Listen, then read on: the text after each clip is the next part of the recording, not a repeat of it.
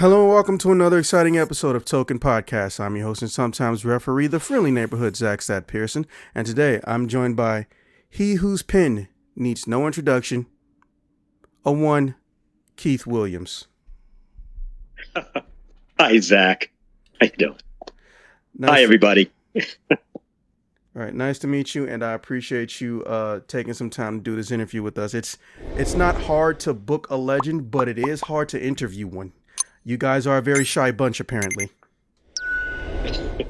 Yeah, we kind of do our work kind of alone. So, Yeah.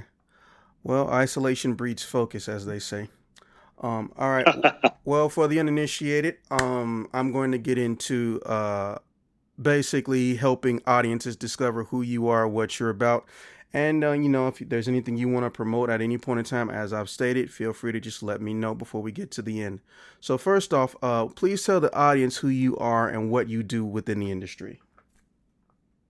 Hi. I'm Keith Williams. Uh, I've been working in the industry for about 40 years, over 40 years. And I guess what I'm best known for is being an inker of comic books. Being an inker actually means that after the pencil work is put down by another artist, I would come in and finish the artwork. I would put Indian ink, which is a black ink, down on paper using a quill pen, which is very old fashioned, but that was our thing to do. Quill pen that I would dip into ink, and then I would put it onto the paper and go over the pencil lines that are there. I can also use a brush too, to the same effect. I do not, as an inker, I totally copy the pencil work that's underneath. That will be underneath my inks. We also enhance. We have to know things like anatomy and how to draw things like cars and buildings and trees and things like that. So that if there are any problems with the pencils, if the pencil might have left something out, or you might have drawn something wrong, or the perspective of a building could be off, that we'd be able to jump in there and fix those things, and so that they would be able to be ready to print. Fantastic. I always knew you guys were more than tracers, but actually getting the confirmation for the public. I appreciate that. Thanks, Zach. Okay. Oh, well, after that, I guess I'll go into number 2, which is what was the project you enjoyed working on the most? And no, it does not just have to be Marvel based. Well, I know it doesn't have to be, but it's going to be basically because as a kid, I watched Spider-Man back in the 60s, and thought that was a really cool cartoon. It was like one of the few superhero cartoons that were around at that time, actually. I got to say that the book that was like for me the best to work on was Web of Spider-Man, because it was Spider-Man. It had the characters. It had Aunt May and Mary Jane, and all of his villains appeared in there. I think at least once while I was working on the run, and it was also great working with the penciler Alex Soviak. He was the pencil on the book during the time that I was working on it, and Jim Selkrup, who was the editor. They were all really great guys, and I really enjoyed working on it. It was a dream come true, like something that I never thought would actually really ever happen, but it did, and I did my best to make sure that I stayed on it for as long as I did, which was about 5 years. Yeah. That is amazing. For those who are unsure about it, I'll be sure to try to provide a link to that particular book so you can firsthand experience his legendary talents. Well, I don't know what you can and cannot speak on now, but if you have to pass on this question, I totally understand. Are there any projects that you can currently speak on that won't get you in trouble? Well, fortunately, yeah, there there are one or two. I've been working with this independent company called Green Archer Comics. They put out a book called Yours Truly, Johnny Dollar. Johnny Dollar was a radio program, I believe, back in the 40s, most likely. And it's about I think, an insurance investigator. And at the moment, I'm doing one of their alternate covers. That I would pencil and ink myself in black and white. There's no color on it. So there's that, and there is also a comic strip that I'm working on right now. It's for this independent newspaper that's out. That's called A Kid and a Comic, and I am doing my part is putting in an original character that I created like years ago, called Elver, and I'm using that to use for the comic strip, which is it's what is it? It's a direct mail newspaper that this is going to be on. People could I guess purchase it online. Yeah, so there's that, and what else do I have? And then there's a sketchbook that I'm working on that still working on right now. It's on the Kickstarter actually at this moment. Mm-hmm. That's of my artwork, prints and things that I've done in the past. Mostly full color, some black and white, and that's coming out of New Pain Productions, with the help of another friend artist of mine, Keith Champagne. So right now that thing has like 13 days left to go on Kickstarter, and it already made its pledge amount, and it's still going. So if anybody's interested, it's Keith Williams' sketchbook. Take a look at it on Kickstarter, and the campaign date ends on June 18th. Okay, Web of Spider-Man, Johnny Dollar, A Kid in a Comic. That's some of the stuff that I'm doing right now. Okay, we have Web of Spider-Man, Johnny Dollar comic, A Kid in a Comic, and Keith Williams sketchbook, full color. All right. Well, I'll be sure to, again, provide links where applicable after this video goes up, so people can be sure to find you, or at least, know where they can see your talent in action. All right. Cool. Well, I'm glad that not everything was NDA. That really makes this flow a lot more smooth. All right. So I guess next I would ask you, what do you think was the key moment in your life that made you realize this is what you wanted to do for the rest of your life? This is possibly my favorite question I get to ask anybody. Well, I guess I got to say, like after I discovered comics, like my grandma gave me my first comic. After I discovered that, me and a friend of mine, I lived in the projects, Glenwood houses in Brooklyn. And me and my friend, we would come out into the hallway area, and we would sit down in the hallway and paper and pencil and stuff, and we'd start drawing comic books because we loved comic books so much, and just kept doing it. Like almost like every weekend, we would take a little bit of time and create our own characters, and it was always a lot of fun. And I guess it just really stuck with me. After that point, I was always trying to draw the characters that I would see in comic books, and I always had fun doing it. And as time went by, I was like thinking, well, maybe I could actually do this for one of the companies one day, and so it was like I guess I just kind of like willed it, like a lot to get to the point where I could actually, do it as a thing in my life, as my job. Yeah. Well, I'm glad you got to go from a humble beginning to a legendary and historic career. I'm sure many people would like to fantasize about working in the industry as long as you, but it's always nice seeing someone who's actually done it. Um, all right. Let's see. Well, other than that, let me see what I got next for you. Do you have a favorite character design that you've created? Outfit or original character design? Well, yeah.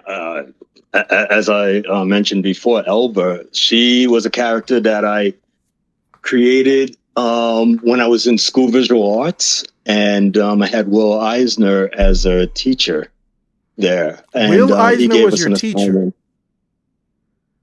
Yes, Wow. yeah, Wow. he was. Yeah, yeah. That was one of the main reasons why I went to the school visual arts was because he was teaching there, and it wasn't easy getting into his class. but I bought the contract with God with me, and that was one of the first graphic novels actually. And I asked him to sign it. I did it after bothering him a bunch of times to be in his class, and he signed it, and he looked at I get as he was signing, he was looking at the class and said, "See, this is how you get into my class." That is Just hilarious. complimenting him with books and stuff. So yeah, it was great. It was very funny, but he was actually serious about me being in his class. Thank goodness. And because as I look back, like my style and stuff wasn't really that great. So he really took a chance with me, and I really do forever appreciate that. I mean, I know, well, again, I don't know who will and won't see this, but me personally, I know and am well aware of that man's career. I don't know if it's common knowledge, but let's just say in the world of visual arts or teaching of visual arts and artistic mediums, whether you're into cartoons or not, that man's name does come up. And especially, I know there was one particular teacher who, I can't remember their name that I had, they weren't as epic as yours, who was a fan of The Spirit, if you remember that, Yes. which was one of the Yes, first that was the books. thing that brought me in. Yes. Yes, but also what made it so unique was the fact that it's not that there were no rules, it was more like the rules were malleable. So some of the design work done in the spirit is still unique to this day because it just chose not to adhere to a system that technically hadn't existed but was in the middle of getting established, which is something that a Hmm. teacher of mine liked to try to get us to do. It was basically like saying think outside the box, but going into more detail. Here's your set of rules. Here's the box that you're in. Don't just assume that you have to use these rules the way they tell you. Play around with them. But that sounds a lot better Hmm. than just saying think outside the box, kids. And the spirit was one of the first examples we were given. Yes, yes, I gotta agree with that. Everything about the way he was telling stories in the comic strips, it was a comic strip, and from the way he designed the title, which would go through lots of different ways of looking, and it was always very interesting to expressions on his characters' faces. Just the pacing of his stories were absolutely amazing. It gave it a slightly like cinematic feel to it, which was great. The panels didn't all have to be perfectly, like rectangular, like six to a panel, whatever it is. He went and did things that helped to tell his story, and that was absolutely, like amazing. And that's what kind of like attracted me to him, and to like being in his class was basically the spirit. I was reading the spirit when it was in Warren magazines. The same guys who did Creepy and Eerie and stuff like that, and that's how I got to really discover the spirit, and Yeah. and to get to know and discover Will Eisner. Yeah. Yeah, we were rarely allowed to touch it, but one day I do hope I get to find like a more recent edition and get to actually fully experience that book. It's kind of weird. A book I had to do an essay on, I never got to actually fully read because, well, it was worth a lot of money at that time. So, and I have to share it with like 20 other people, which, well, that kind of made me mad, but we won't get into that.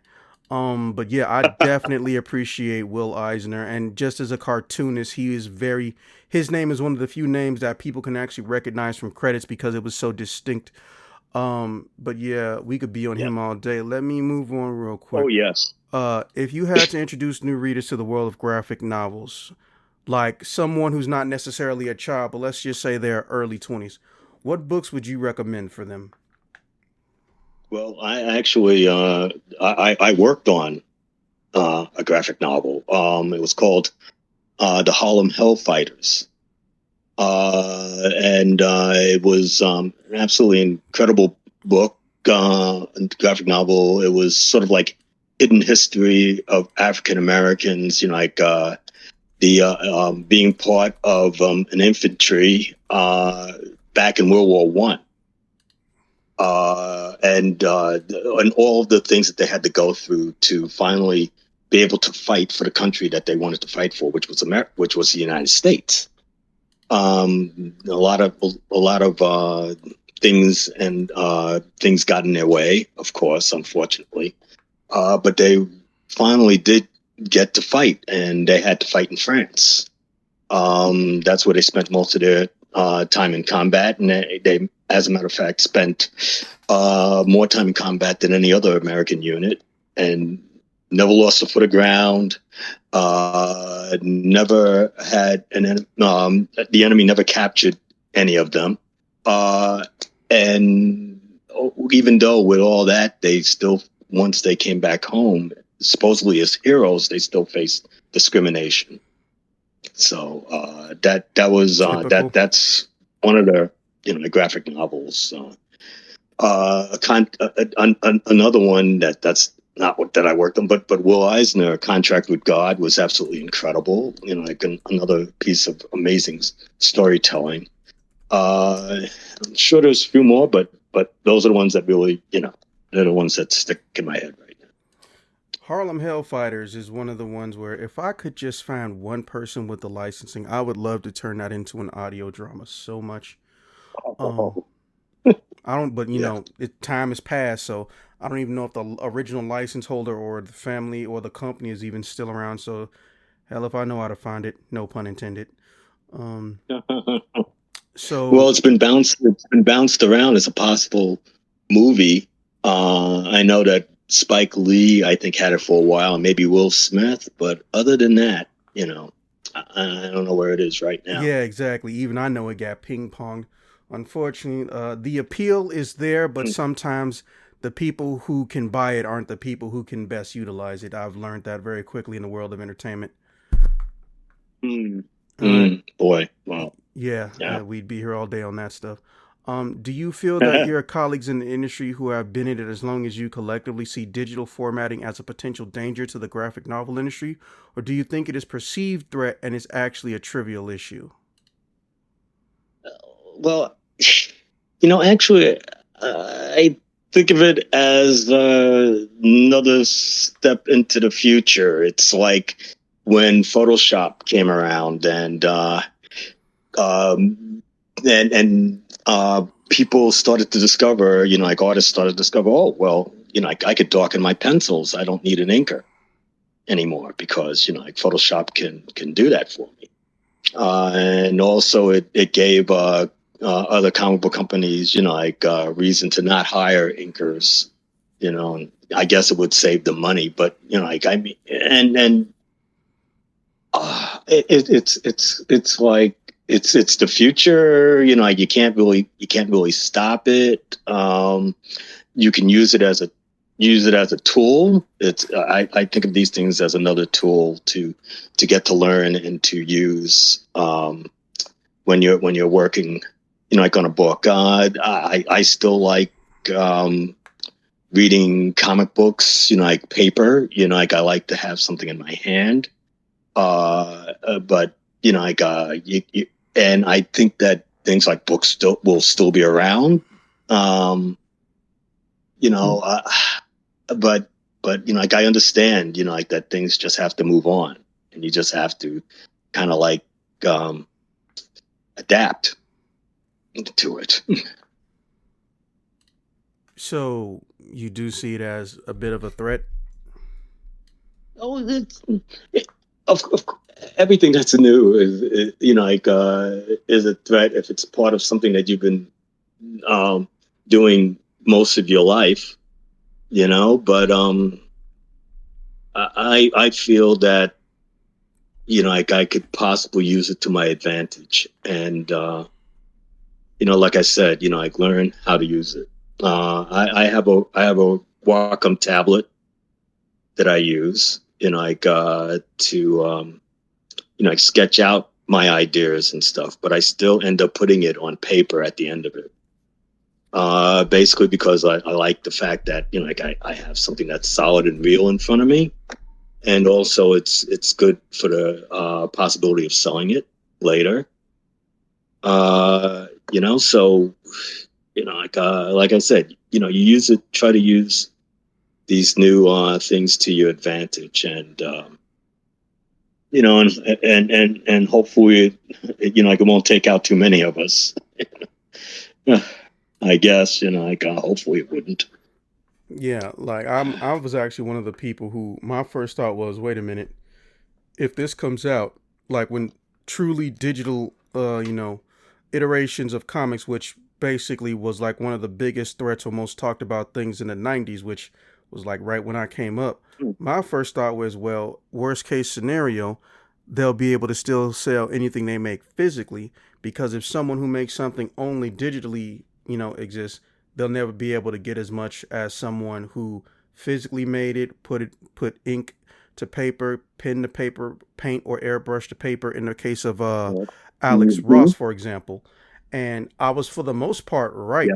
Not to mention technology advanced so much faster. I actually consider only selling your stuff digitally as a threat, because even if you show them half of the image, they can use the same tools you did to basically remove watermarks and trademarks. So that's why I Yeah. always Yeah. yeah, that's why I always viewed it as, it was a perceived threat, but the real issue is that it's a threat to its own self, which the irony of that statement alone. But moving on. Now this one Yes. there, Yes. yeah. I really want to know, what was it like when you found out you were getting that Inkwell award? What was it like when you got there, or what was it like when you got that official notification? Well, it was surprising.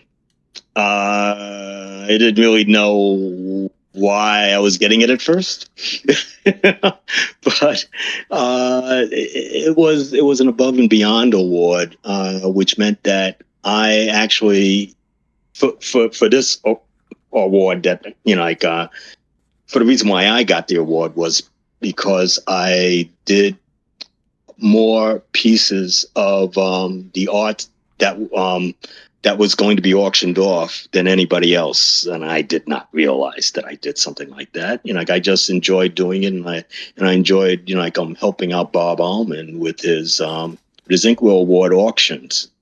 That was actually like the Joe Sennett auctions. Joe was the guy that was usually penciling the pages, and then they would send them out to different people to ink the same image. So you get a whole mess of different inkers. You can get a whole mess of different styles, and so it was pretty cool. And it wasn't just Joe. Every once in a while, they'd have a guest person do it, like Neil Adams or some other people, Walt Simonson, things like that. But like I just did it for like because I enjoyed doing it. To get an award, it really did surprise me, and it was very nice of them to offer it to me. Okay. I mean, I know you may not feel like you've earned it, but as far as I'm concerned, hey, you more than earned it. I'm surprised you that's the only award that I can find that you got. Um, all right, so what kind of people should inkers or cover artists avoid working for, in your opinion? Doesn't have to be a particular personality. It can also just be particular companies if you want to name some names. Well, no, actually, I really don't have an opinion on that. I feel that anybody that wants to, and that would include me, wanted to work for a certain company that, is giving you work and stuff like that. And if it's not, rubbing you the wrong way, do it. I don't, try to hold a grudge or be upset with anybody trying to get work, so, go to it. Okay. Not a problem. Well, Not a problem for me. no, that's fine. Well, as I stated, I'm not here to judge. I'm here to listen and just ask questions. All right. So, lastly, if you could give any advice to new artists looking to grow in this fine industry, what would it be from your years of experience? Well, I would think draw every day if you can. Draw things other than comic books, or it's good. They're great for reference to give you an idea of the style you might want to do for yourself. But you should also take some life art classes. Look at things like cars and trees. Look at textures, of real things, and then you could interpret them the way you'd want to, in your art style. But you should always look at life. Great things, magazines, stuff like that. Different kinds of magazines, muscle building magazines, or just fashion magazines, things like that. So you can see how clothes work, how they fold on a person's body, how they move around and stuff like that, hair and things like that. So it's check all that out. You got a ton of reference out there. Just use it. You should listen. You should listen to people who you're showing your artwork to, who's going to critique you. It may not always be what you want to hear, but there may be some pieces in there that you might actually need that will help you better yourself. This is in writing or art. Just listen. Use what you think is good and discard the rest if you have to. But you should always listen, be patient and try to withhold being overly sensitive.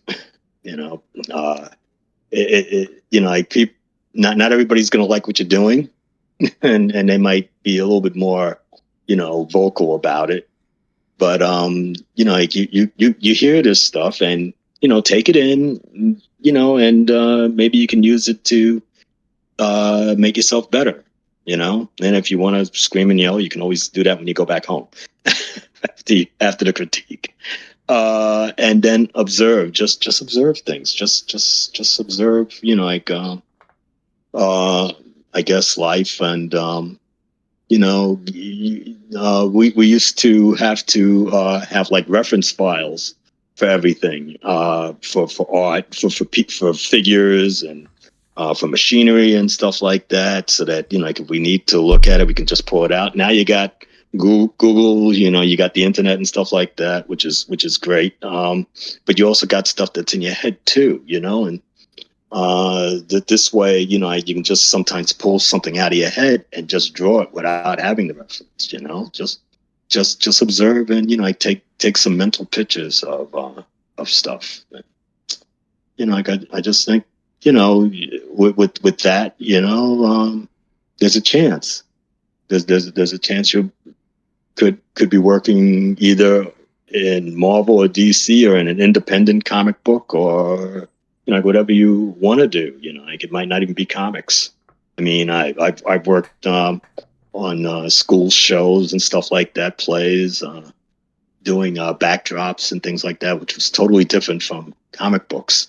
It's always good to try and do different things, and all the different things you do, you can always put it into what you're, I guess, doing. If it is comic books, you can always add that little extra feature. So yeah, that's what I think. So don't let constructive criticism lead you down a negative path. Don't be scared to evolve and experiment, try new things. Draw every day and learn from everything around you, not just the people you like, the people you don't like, and the things you have drawn and the things you haven't drawn. There you go. There you go. Fantastic. Well, Mr. Williams, I legitimately appreciate you not being scared to do this, but also you coming through in general. I'm not new, far from it, damn near 40, but I'm new-ish, I will say, to the world of graphic novels, and I have dipped my toe into some of your stuff, and you've definitely gave me some stuff to look forward to or to go hunt down. Web of Spider-Man, Johnny Dollar comic, A Kid and a Comic, your own personal sketchbook, Harlem Hellfighters, and Contract with God. Is there anything else you think you might want to bring up or you think people should just look into? Well, this weekend I'm going to be at Brooklyn Comic Con, and if you don't see me there, I'm at a con almost every other week, if anything. Man of the people. Come by and say hi. Yeah. I appreciate that. And if I ever get a copy of Harlem Hellfighters, you will be the first autograph I try to hunt down, sir. One other thing. If you wanted to look at my stuff online, you could check out Instagram. It would be under Keith Williams Comic Book Art, and this way you get to see a bunch of the stuff that I've done. Fantastic. So there's that too, and you can also check me out on Facebook also. Yeah, and I'll be sure to have visuals up for some of the stuff you've worked on throughout the course of this video. I know I don't have pictures of that character Elvira that you said you made, so if you can link me to something from your Instagram or something, I'll make sure it gets in the video. I don't have a planned release date for this yet. I just got back from a water park convention. Oh my God, was it fun. But I have to get all of that out of the way first, and as soon as I do, I can guarantee you'll be right up there on my list of things to do, sir. Okay, great. Thank you. Yeah, no, Thank you very much, Zach. thank you for your contribution to the arts, and thank you for what you've done in the realm of comics. It is always nice getting ready to talk to a legend and seeing them and knowing how they work and operate. I appreciate you coming through, and I look forward to seeing what you do in the next 20 or so years. Thank you, Zach. I won't let you down. I'll try not to. All right, you have a nice day, sir. Thank you.